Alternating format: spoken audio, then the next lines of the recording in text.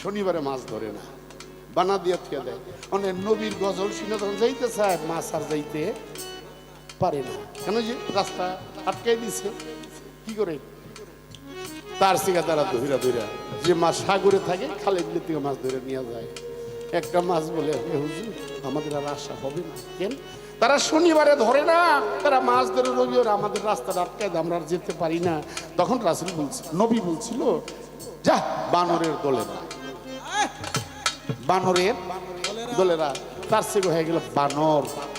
কি কথাটা শুনছেন না আপনার? আল্লাহর বাণী কোরআনেও আছে। তাতে হয়ে গেল বানর। ওই নবী সেই দিনকাল হাসরের মাঠে হিজলা যারা তাদের সুপারিশ করবে এবং পশু পাখিরও সুপারিশ নবী করবে।